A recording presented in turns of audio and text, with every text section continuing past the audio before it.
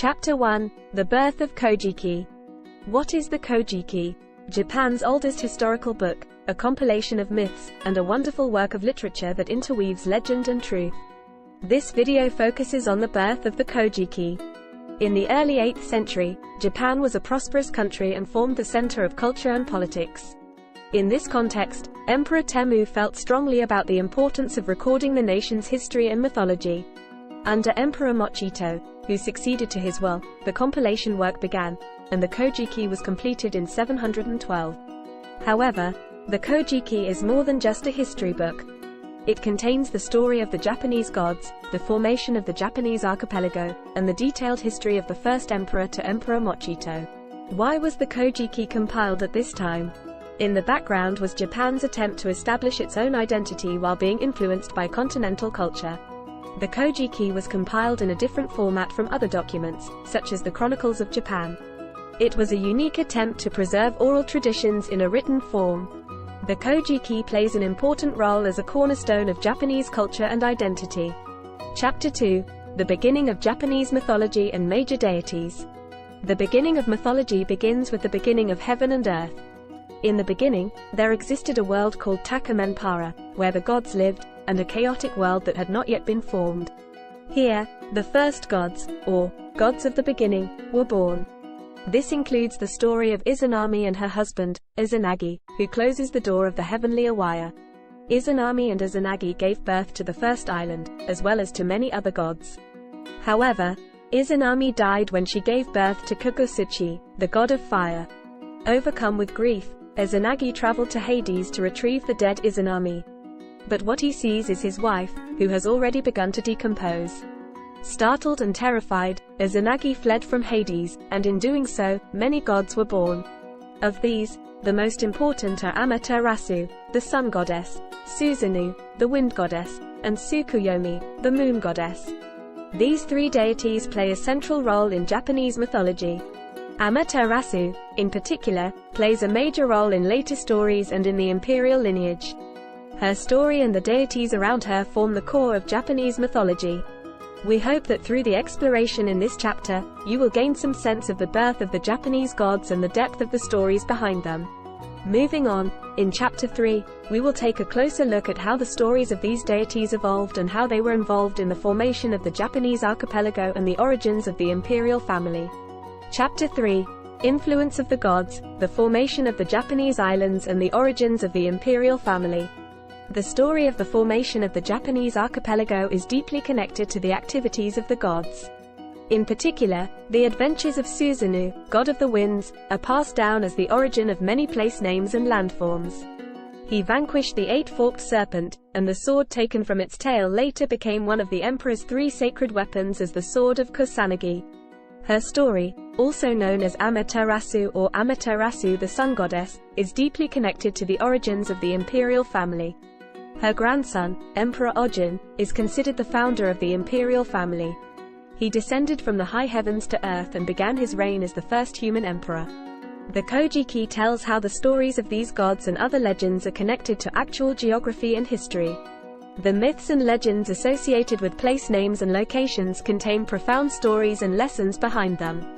Through these chapters, you will sense the story of a transitional period as the age of myths gradually comes to an end and the era moves into the age of history. This transitional period represents an important time of shift from gods to humans and the establishment of the imperial family. In the next chapter, Chapter 4, we will explore more deeply how the Kojiki is connected to early Japanese history and culture. Chapter 4. Kojiki and early Japanese culture. Early Japanese culture was influenced by the many stories and myths described in the Kojiki. This chapter explores how the Kojiki is connected to Japanese society, religion, and daily life. First, many of Japan's festivals and traditional events are based on the gods and stories in the Kojiki.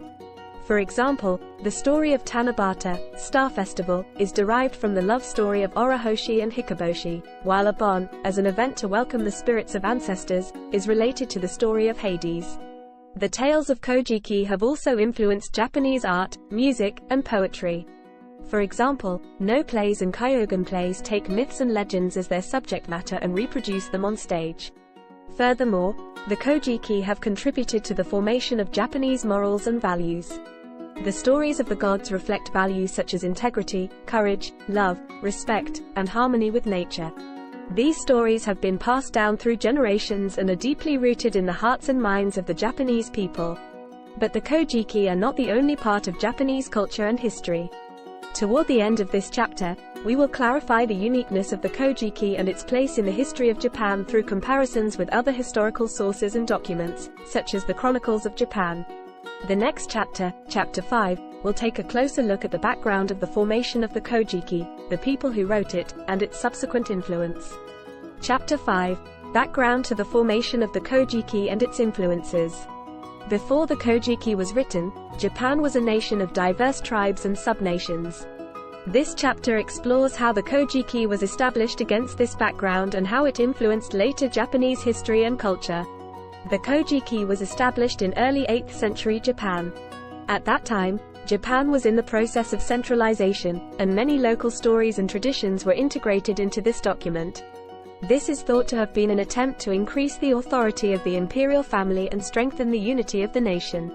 Involved in the formation of this literature were court scholars and poets who, while studying Chinese classics and history, compiled stories and myths unique to Japan.